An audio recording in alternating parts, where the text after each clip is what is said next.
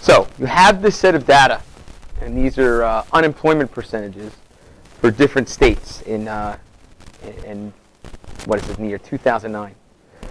So the question that I'm asking is it possible that this data is representative to a normal distribution? Could it have come from a normal distribution? All right? So you may have a suspicion about that. There's going to be two ways we think we can answer this question, actually. So we'll discuss both of them. So one simple check might be, hey, let's compare the mean and the median right away. We know a normal distribution is symmetric. We should expect those two things to be equal. I assure you, if you check that in this case, it won't be exactly the same. So you might say, oh, that's not normal. So I'll change the question to, could this data be approximately normal? Right? In which case, do you think the mean and the median are close enough together to at least say, hey, it's probably symmetric, but does it meet the other properties of a normal distribution? Because while a normal distribution is a symmetric distribution, and comparing the median would be a prerequisite for checking normality. This is another kind of distribution called a uniform distribution. That's symmetric. And the mean and mean are equal there, right? But clearly that's not a normal distribution. So we're going to need a slightly more sophisticated test. Okay. So to do this, we're going to start with the normal distribution and remind ourselves of sort of an old fact that you probably learned in an algebra course or some course before this one.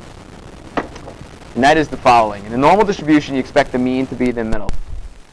And at some point, you became interested in mu plus 1 standard deviation and mu minus 1 standard deviation.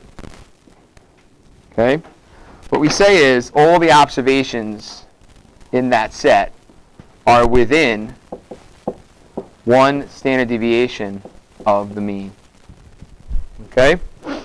And because of what we know about percentiles and z-scores, we can look things up in a table. But it turns out that that area in there is approximately 68%.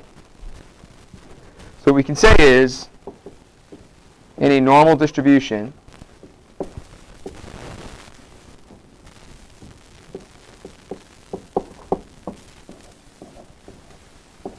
approximately 68% of the data are within 1 standard deviation of the mean. Okay? And actually, this is the first number, 68, in a rule called the 68-95-99.7 rule. Okay. So you may have heard of this rule before. Here's what it goes on to say. So we have this first statement. There's a second statement that goes with this. The second statement says that in a normal distribution,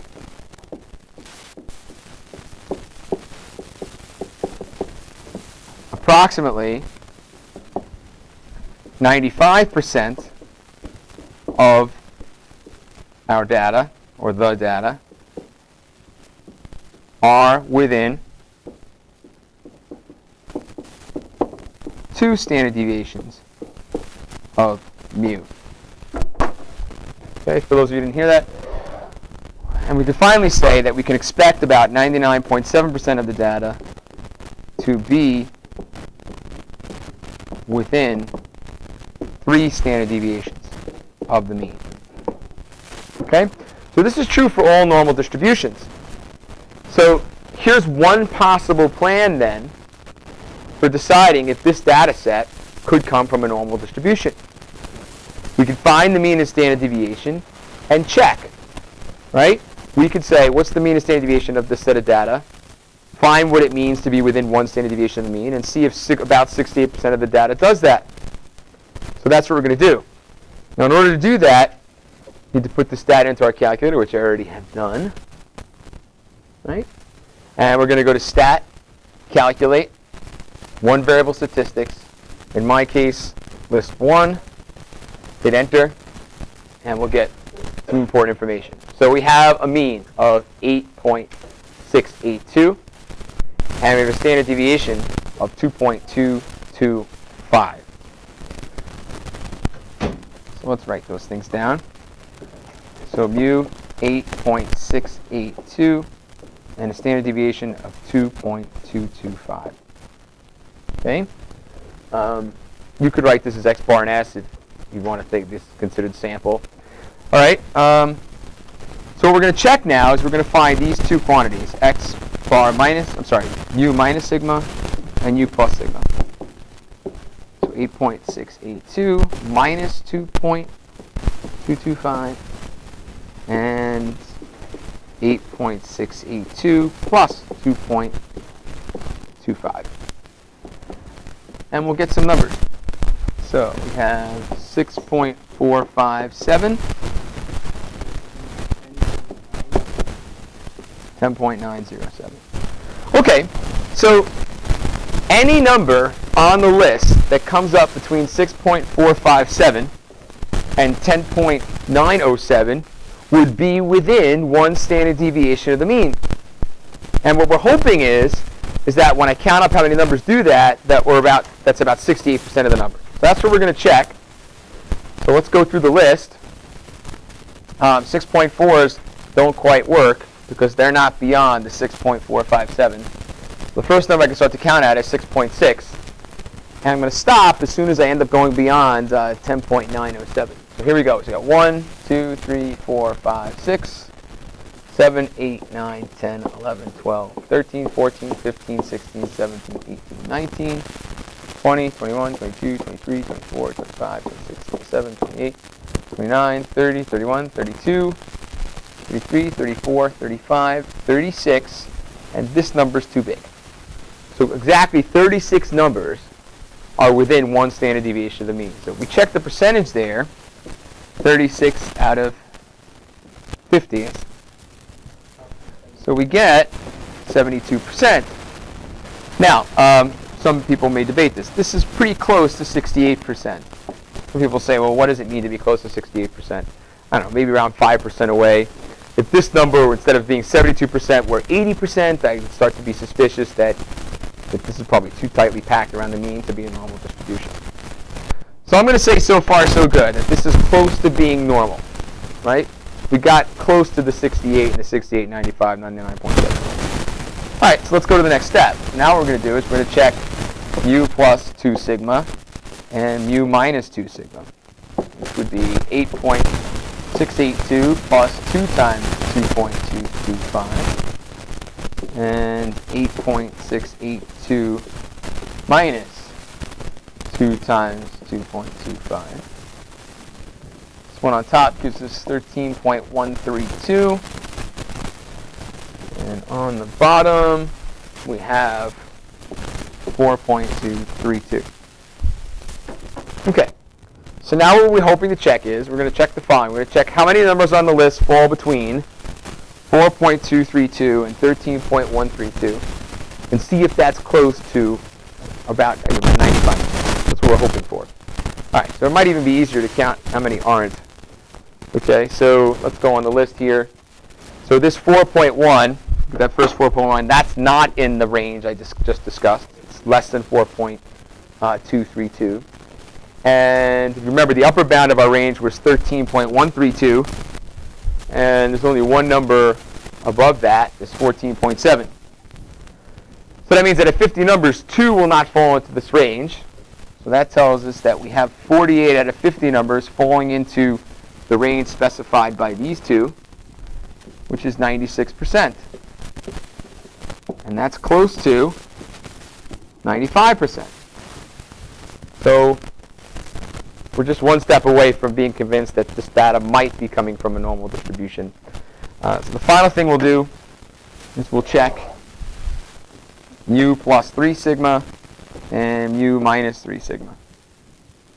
So that's going to be 8.682 plus 3 times 2.225.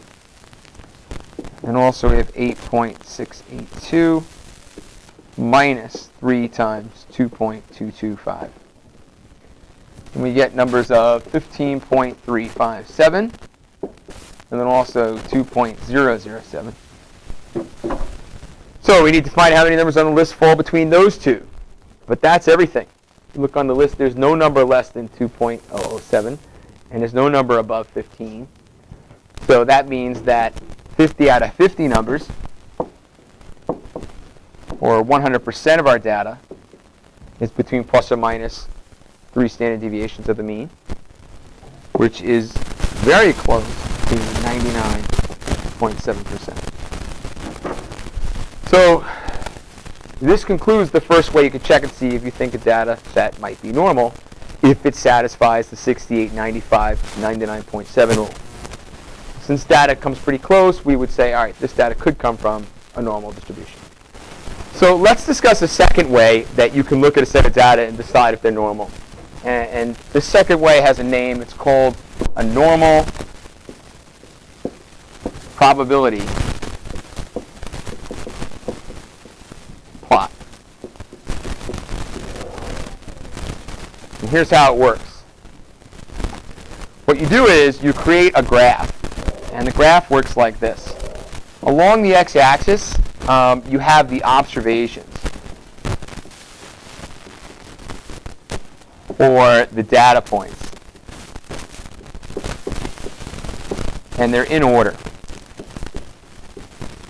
So our list we were just looking at, it started with the lowest number, went to the highest number of 14.7. We would line those numbers up along the x-axis in the correct scale. And then what you do is you figure out what percentile they correspond to in the distribution, and then figure out the z-score that goes with it. So what you end up doing is graphing the z-scores on the vertical axis. So you end up with a graph that might look something like this. It looks like a scatter plot of points. Okay? Now, I say something like this. This picture I'm drawing here is what you're hoping for. You notice how all these points sort of line up in a line. That's ideal. In the normal probability plot, what we hope for is that our data points form something that looks linear. Because if it does, if our normal probability plot is linear, then we can say most likely our data came from a normal distribution. That's what we're hoping for. All right, so it turns out the calculator can do this for us. Here we go. First off, we go to stat edit and just make sure all our data points are there. They're there. We're going to go to stat plot. So second y equals. When we get to the stat plot, enter. We're going to turn this plot on by hitting enter. And we're going to go to type. And we're going to go to the last one. It looks like a line. That's actually a normal probability plot. And you'll notice they ask us for the data list right here. So there it is, our case L1, that makes sense. And then this next thing is an interesting option. It says data axis, and X is highlighted here. What that means is, where are you going to put your observations? If you notice, we had these unemployment rates. So by selecting X, I'm saying I want the unemployment rates on the x-axis, the observations on the x-axis. You should know that sometimes in your textbook, and maybe if you go looking this up online, that sometimes normal probability plots get turned around. Here's what I mean. So sometimes the normal probability plot will look like this. They'll put the observations on the y-axis, and then the z-scores on the x-axis. So the graph is essentially they're switching x and y. So sometimes that happens. Doesn't change what we're looking for. We're still hoping that this normal probability plot will come out linear. Press zoom 9 and wait, and you'll see all your points. And if we look at this, we notice that these points really are pretty close to a line. There's a little curve here that makes it not so perfect, but this is as good as it gets usually. So if you see a normal probability plot that looks like that, you would say, oh, I would say this plot is linear, therefore my original data probably comes from a normal distribution.